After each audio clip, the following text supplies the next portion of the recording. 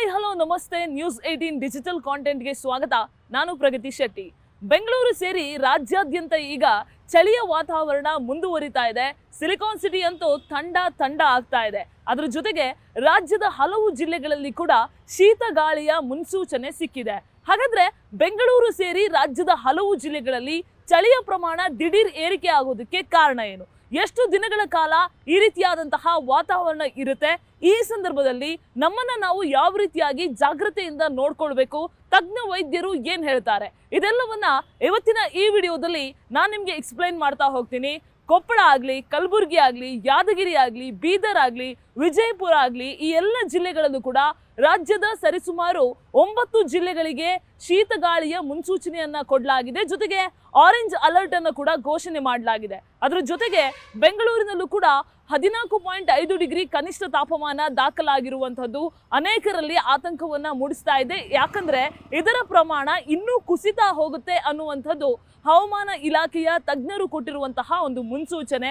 So ಹಾಗಾದ್ರೆ ಈ ರೀತಿಯಾಗಿ ಶೀತಗಾಳಿ ಬರೋದಕ್ಕೆ, ಅಂದ್ರೆ ಶೀತಗಾಳಿಯ ಮುನ್ಸೂಚನೆ ಸಿಗೋದಕ್ಕೆ, ಚಳಿಯ ಪ್ರಮಾಣ ಏರಿಕೆ ಆಗೋದಕ್ಕೆ ಏನ್ ಕಾರಣ ಅಂತ ಕೇಳ್ತಾ ಹೋದ್ರೆ, ಭೂಮಿಯ ಮೇಲ್ಮೈ ತೇವಾಂಶ ಹೆಚ್ಚಾಗಿರೋದಾಗ್ಲಿ, ಅಥವಾ ಹಿಂಗಾರಿನಲ್ಲಿ ಅಧಿಕವಾದಂತಹ, ವಾಡಿಕೆಗಿಂತ ಅಧಿಕವಾದಂತಹ ಮಳೆ ಆಗಿರೋದಾಗ್ಲಿ, ಜೊತೆಗೆ ಮುಂಗಾರು ಈ ಸಲ ಒಳ್ಳೆ ರೀತಿಯಾಗಿ ಆಗಿರೋದಾಗ್ಲಿ, ಇವೆಲ್ಲವೂ ಕೂಡ ಈ ಸಲ ವಾತಾವರಣ ಬದಲಾಗೋದಕ್ಕೆ ಪ್ರಮುಖ ಕಾರಣ ಅಂತ ಹೇಳ್ಬೋದು. ಅದರ ಜೊತೆಗೆ ಶೀತಗಾಳಿಯ ಮುನ್ಸೂಚನೆಯನ್ನು ಕೂಡ ತಜ್ಞ ಹವಾಮಾನ ಇಲಾಖೆಯ ವಿಜ್ಞಾನಿಗಳು ಕೊಟ್ಟಿರುವಂಥದ್ದು.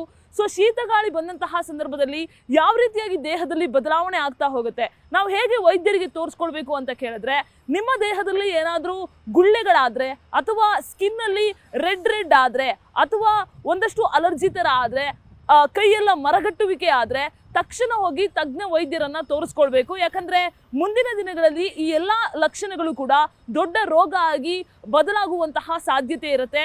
ಈ ಸಂದರ್ಭದಲ್ಲಿ ಸೆಲ್ಫ್ ಡಾಕ್ಟರ್ಗಳಾಗದೆ ವೈದ್ಯರ ಬಳಿ ಹೋಗಿ ತಮಗೇನು ಸಮಸ್ಯೆ ಆಗ್ತಾ ಇದೆ ಅದನ್ನು ಹೋಗಿ ಹೇಳ್ಕೊಳ್ಬೇಕು. ಆಗ ಅವರು ಚಿಕಿತ್ಸೆಯನ್ನ ಕೊಡ್ತಾರೆ. ಆ ಚಿಕಿತ್ಸೆಯನ್ನ ತಗೊಳ್ಬೇಕು ಅನ್ನುವಂಥದ್ದು ತಜ್ಞ ವೈದ್ಯರು ಹೇಳ್ತಾ ಇರುವಂತಹ ಮಾತು. ಜೊತೆಗೆ ಶೀತಗಾಳಿ ಇನ್ನೆಷ್ಟು ದಿನ, ಅಂದ್ರೆ ಈ ವೆದರ್ ಇನ್ನೆಷ್ಟು ದಿನ ಇದೇ ರೀತಿಯಾಗಿ ಇರುತ್ತೆ ಅಂತ ಕೇಳಿದ್ರೆ, ಇನ್ನ 2 ರಿಂದ 3 ದಿನಗಳ ಕಾಲ ಇದೇ ರೀತಿಯಾದಂತಹ ವೆದರ್ ಬೆಂಗಳೂರಿನಲ್ಲಿ ಕಂಟಿನ್ಯೂ ಆಗುತ್ತೆ. ಜಿಲ್ಲೆಗಳಲ್ಲಿ ಇನ್ನ ಒಂದು 5-6 ದಿನಗಳ ಕಾಲ ಇದೇ ರೀತಿಯಾದಂತಹ ವಾತಾವರಣ ಇರುತ್ತೆ.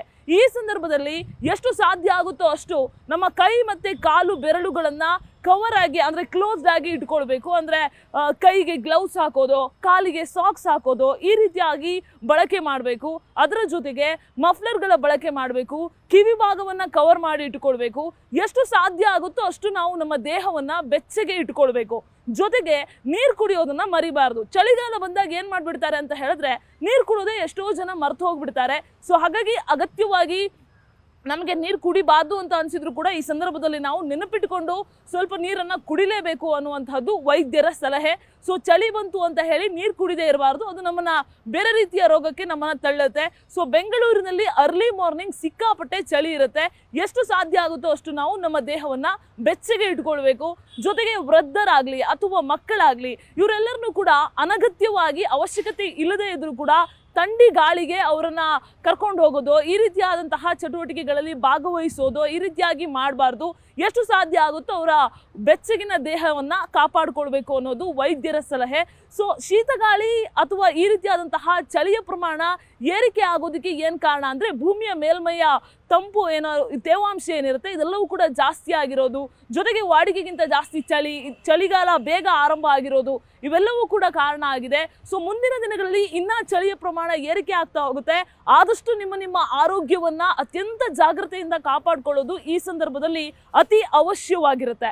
ಕ್ಯಾಮರಾಮನ್ ಯೋಗೇಶ್ವರ್ ಜೊತೆಗೆ ಪ್ರಗತಿ ಶೆಟ್ಟಿ, ನ್ಯೂಸ್ 18 ಬೆಂಗಳೂರು. ನಿರ್ಭೀತ, ನಿಷ್ಪಕ್ಷಪಾತ, ವಿಶ್ವಾಸಾರ್ಹ ಸುದ್ದಿಗಳಿಗೆ ಮತ್ತೊಂದು ಹೆಸರಾಗಿರೋ ನ್ಯೂಸ್ 18 ಕನ್ನಡ ಈಗ ಆಪ್ನಲ್ಲೂ ಲಭ್ಯ ಇದೆ. ದಯವಿಟ್ಟು ಇಲ್ಲಿರೋ QR ಕೋಡ್ ಅನ್ನ ಸ್ಕ್ಯಾನ್ ಮಾಡಿಕೊಂಡು ಆಪ್ ಡೌನ್ಲೋಡ್ ಮಾಡೋದಕ್ಕೆ ಮರಿಬೇಡಿ. ನಿಮ್ಮ ಬೆಂಬಲ ಹೀಗೆ ಸದಾ ನಮ್ಮೊಂದಿಗಿರಲಿ. ಧನ್ಯವಾದ.